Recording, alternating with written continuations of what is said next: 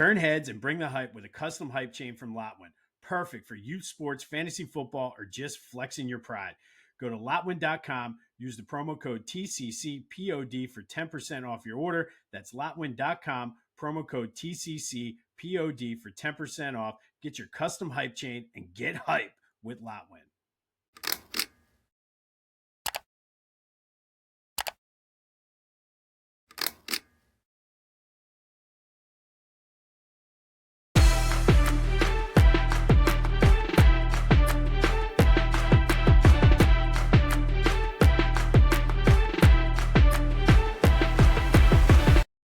What's up, everyone? Welcome to this day in Philly sports history for October 6, 2025. I'm your host, Jim Montgomery. Welcome to a Monday edition of the podcast. First time in a long time, a non-victory Monday. We'll get more into that here in a minute. But as we do every Monday, let's rewind the weekend, brought to you by Philly Goat. Go to phillygoat.com. Use the promo code Jim Montgomery to take 10% off your order. They got you covered for the Eagles, Phillies, Sixers, Flyers, Union, Philly-centric. You name it, they got it. Use that promo code Jim Montgomery and go to phillygoat.com. All right, not the best of weekends. Not the best of weekends at all. I guess let's start with the Eagles since it's the most recent one. And let's get this out of the way now. The referees were absolutely horrible in this game. Terrible. And can we please now, I saw through the first 4 weeks of the season, the narrative was, oh, the Eagles have become the new Chiefs. They get all the calls. The Eagles get all the calls. The Eagles did not get one damn call yesterday. So can we please put that narrative to bed?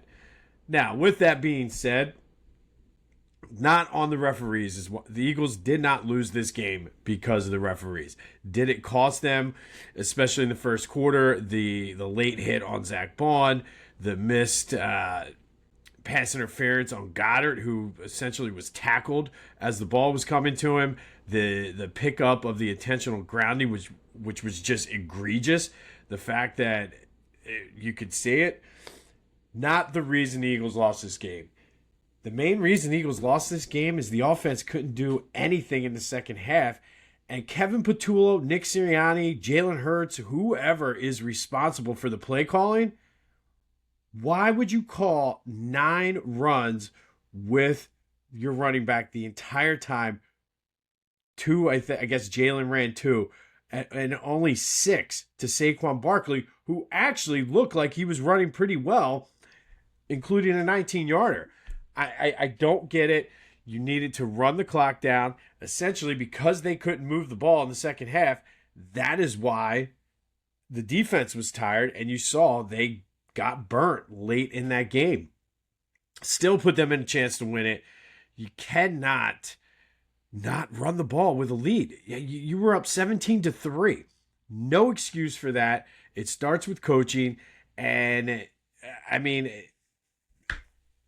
I don't know. Like, why were you not running the ball? That's like football 101. So I don't know if that's Patullo. I don't know if that is Sirianni, Jalen changing plays. I don't know. But that is the reason, not because of the referees. Did the referees help? Certainly not. And so please, let's put that narrative to bed. The Eagles are not getting calls. I mean, it's as simple as that. Those misses were pretty egregious.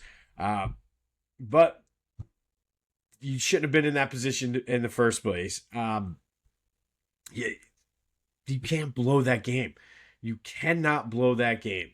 Had they been able to salt away that game in the second half of the running game, the outlook on this team would be completely different.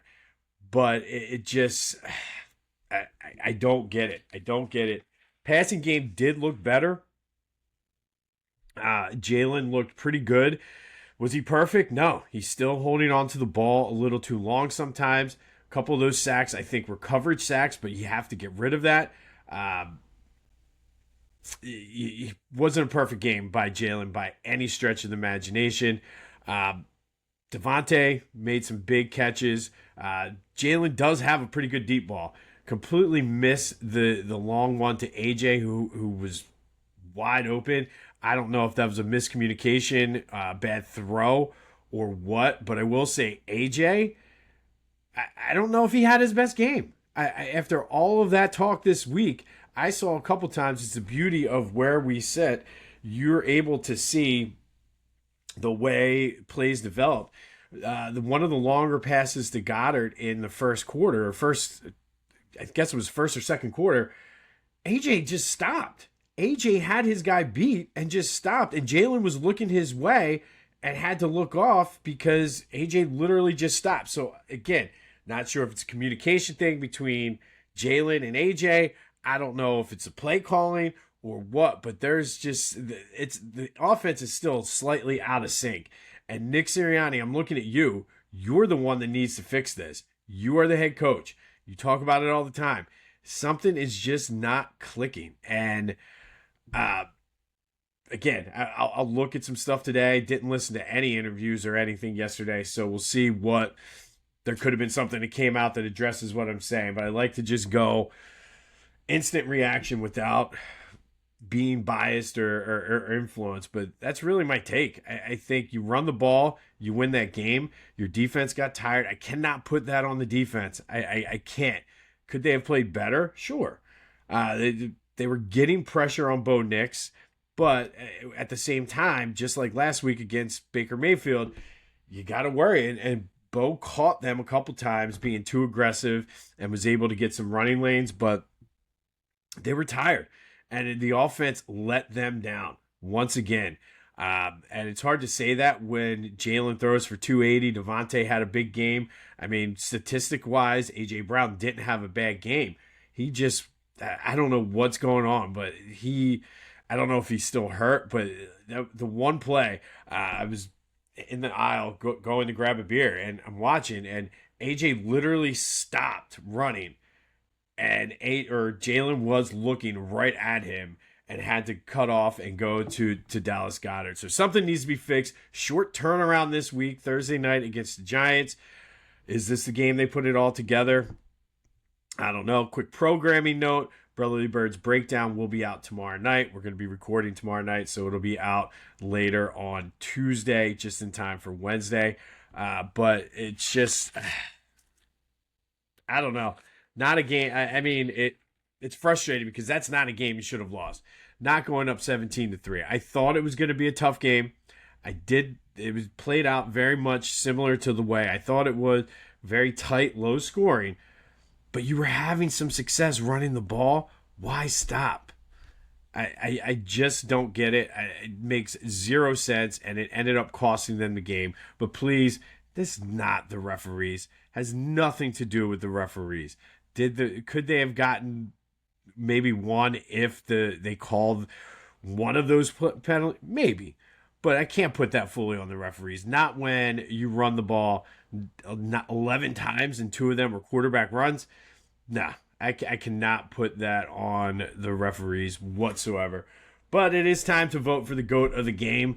I don't know if anyone is fully worthy of this title this week, but I mean, who do you got? You got Jalen, Devontae, Saquon, Zach Bond, Dallas Goedert. I'm going Devontae Smith. He balled out. But and I mean, going back to play calling, then even the last Hail Mary, AJ was playing defense on Devontae. Why do you have both guys? It just makes no sense to me. Devontae actually had a shot to catch that, but AJ, it looked like knocked the ball out of his hand. So my mind is blown, perplexed. But who's your go to the game? 267-495-8531. Get that. Anything else Philly sports related off your chest. Lots to vent about today. Game 2, NLDS. And again, another wasted opportunity with the Phillies on Saturday night. The crowd was electric. At one point, they had Shohei Ohtani on the ropes. He was rattled. He was shook. And as Denny Green says, they let him off the hook. And I'm looking right at the top 3 in the lineup. Trey, Kyle, and Bryce. 1 for 3, like 6 strikeouts. Come on. And I'm seeing a lot of people post about Bryce postseason career OPS or whatever is the 4th highest all time. Doesn't matter what his OPS is for his career in the playoffs all time. What did he do he was the only one that got the hit. But did that OPS mean a damn thing on Saturday night? No. So I'm seeing people fighting back and forth on it, and it's kind of pretty hilarious. But at the end of the day, I could give a shit what his career postseason OPS is because he didn't do anything on Saturday night to make that happen. So, and it's a shame because Christopher Sanchez pitched a hell of a game. I don't know if I was Topper, if I would have taken him out there. I also don't know about putting Robertson in that spot. Where was Ranger Suarez? Is he still hurt? Lots of questions. Just frustrating. And then Strom tipping pitches. Like, this is the second time now on this year? Is that a Caleb Coughlin problem? Maybe. But lots of questions. Must win game tonight. Jesus Luzardo. Hopefully the crowd is amped up and ready to be into it. But going against Blake Snell, who pitched pretty well against them the last time they played. Bryce Harper doesn't have career OPS out the window for the playoffs. His career numbers against Blake Snell are not good. So hopefully something changes tonight. But it was set up to be an awesome weekend. It was down at both games, and it just was. The crowd was electric Saturday night. The Eagles game, it was a little sleepy, but as we got closer to the game, everybody started to get into it, and the teams just did not respond. And it's a shame because the Phillies should not have lost that game. The Eagles should not have lost that game. And they had Ohtani on the ropes. Like, the crowd was awesome with the Shohei chants, and they had him visibly shook. You could see it. Like, I was standing right on the first baseline. You could see it. And they let him off the hook because the top three, you have two of your highest paid players and then Kyle Schwarber, 1 for 11. But hey, Bryce has the highest OPS, fourth highest OPS in postseason career history. Get the hell out of here with that. It means nothing. Didn't do nothing on Saturday night. I know that English is not good, but I don't care because Bryce did nothing. The Union, the highlight of the weekend, 1-0 win over the New York Football Club to win the Supporters Shield for the second time, this time in a non-COVID season. They have one more regular season game before the MLS playoffs start, so at least the Union came through for us. My Temple Owls came through too, 27-21 win over Texas San Antonio, their first win in the American Conference in their first game. Good win. We're only now 1 win away from cashing their overseason total bet. So good job by the Owls. Villanova also won 37-7 over New Hampshire. So at least the Union, Temple, and Nova kind of made up for it. And I just want to go on this because I saw somebody do it. I don't know if they were trolling or what. Penn State is not a Philly team. And yes, there are a lot of Penn State alums. Some of you out there listening probably are Penn State alum. Congratulations. But don't lump me in as a Penn State fan saying, tough weekend for Philly sports. Penn State, Phillies, and Eagles lost. If anything, for me, Penn State losing kind of took a little of the sting out of the Phillies on Saturday. So miss me with that. Philly is not Penn State. Just because there's a lot of Penn State alum here does not mean this is a Penn State area. So miss me with that, please. Yes, I'm a little angry today. All right, this weekend in Philly sports history, what happened? Well, October 4th, go back to 1980. Phillies beat the Expos 6-4. Mike Schmidt with a 2-run homer in the 11th to give the Phillies the NL East title for the fourth time in 5 years. And then 3 years later, Game 1 of the NLCS, it was Mike Schmidt again hitting a home run in a 1-0 win over the Dodgers. Could use a 1-0 win tonight. All right, and then October 5th, go back to 2008, Phillies 6-2 win over the Milwaukee Brewers. 4 home runs in the game, 2 by Pat Burrell. Jimmy Rollins and Jason Worth also hit home runs as the Phillies beat the Brewers to go to the NLCS to face the Dodgers. All right, that does lead into today's trivia question. Pat Burrell hit 2 home runs on this day yesterday in 2008.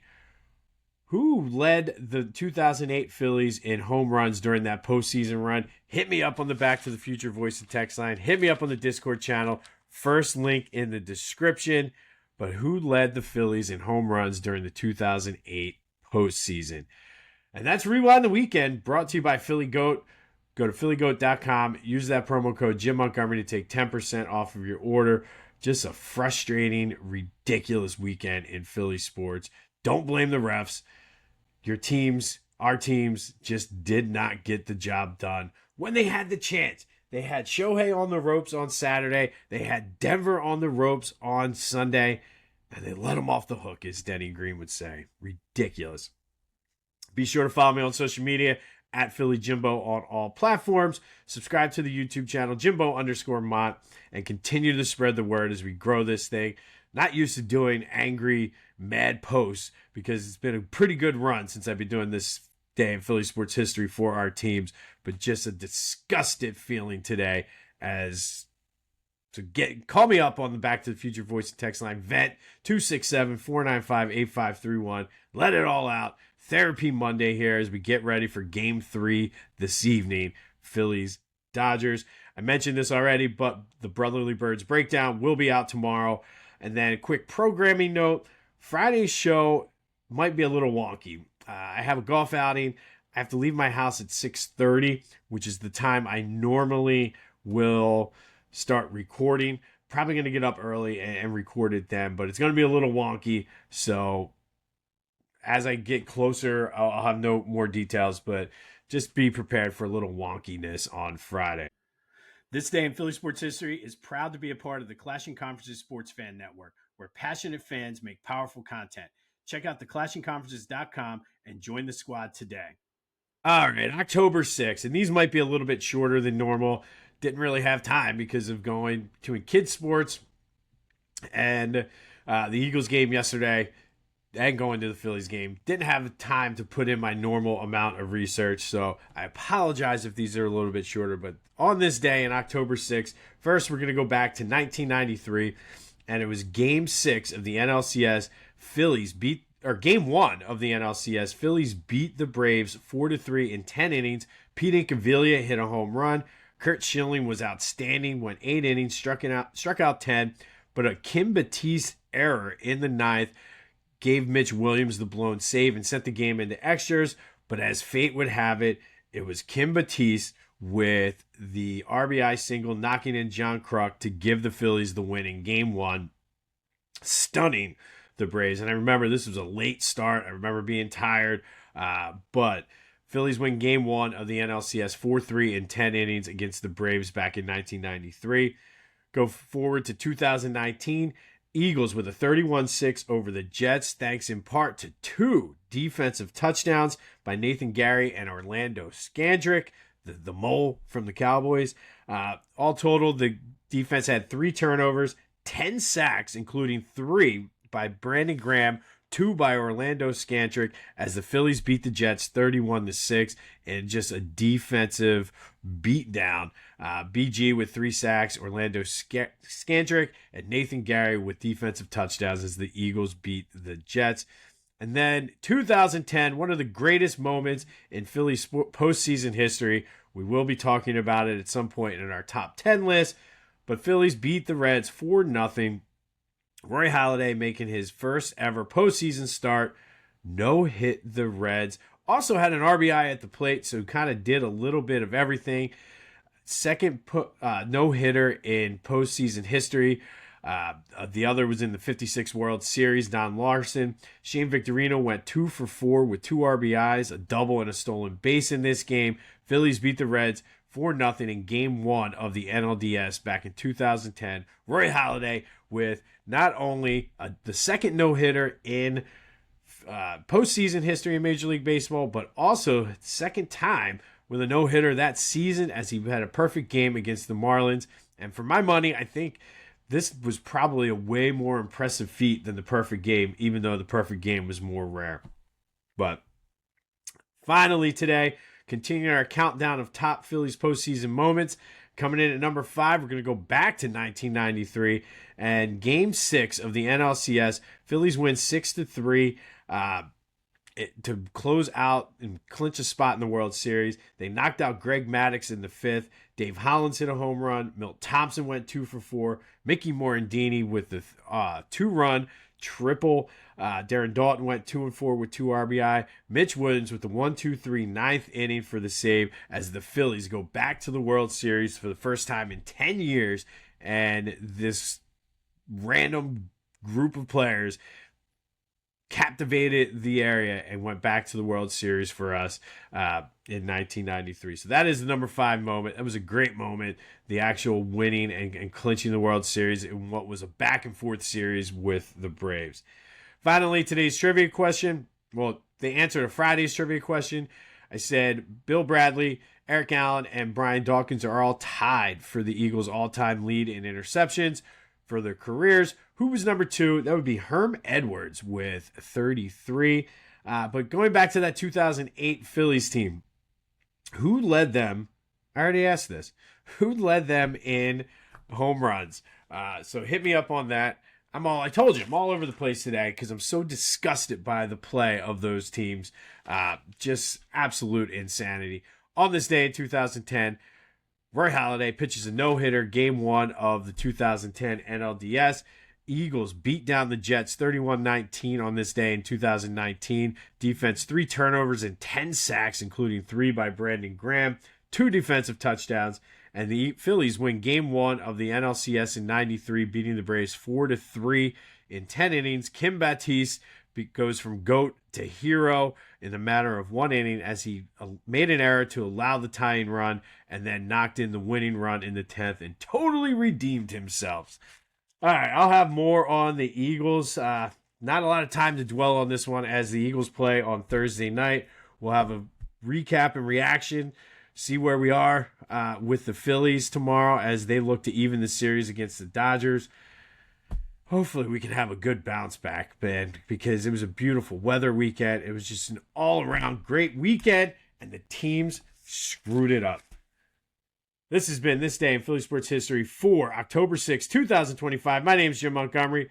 Go have yourselves a Monday. No time to be down. We got a Phillies game tonight, so let's get back at it and hopefully try to redeem something before we head out to LA. But until next time, go Phils.